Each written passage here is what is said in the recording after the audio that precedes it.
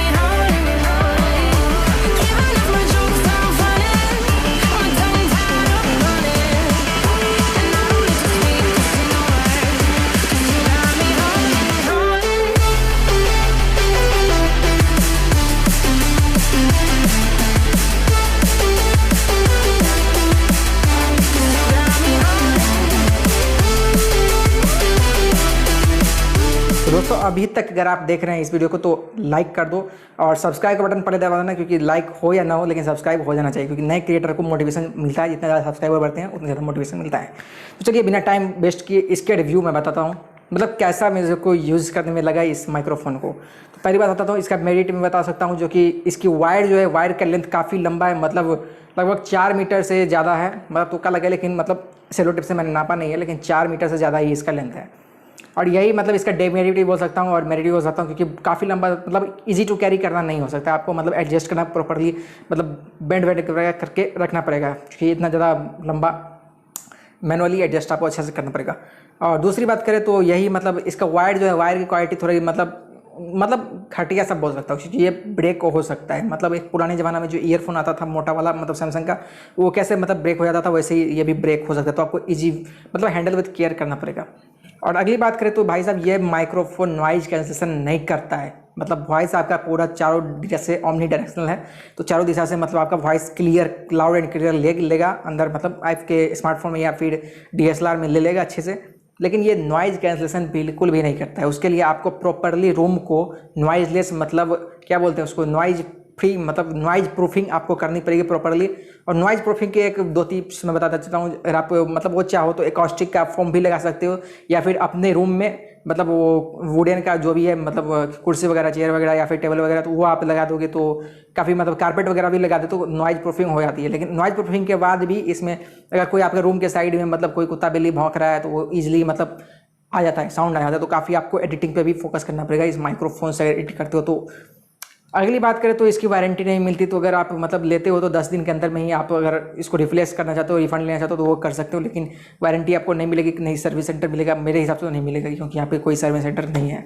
अगली बात करें तो इसमें एक बटन से लगती है L44, मतलब एक घड़ी वाला बैटरी जो होता है वो लगता है इसमें। लेकिन बैटरी काफ़ी लंबी चलती है क्योंकि साल भर से मैं इसको यूज़ कर रहा हूँ। लगभग 80 से 90 वीडियो बना चुका हूँ। 80 से 90 वीडियो में मैंने इसी को यूज़ किया है। शुरू के 2 वीडियो मैंने ईयरफोन यूज़ किया था, लेकिन अभी के जितना भी वीडियो मैंने 80 मतलब 60 से ज़्यादा वीडियो बनाया है सारा मैं इसी को यूज़ किया हूँ। लेकिन अभी तक माइक्रोफोन का बैटरी मतलब जो है डाउन नहीं हुआ है।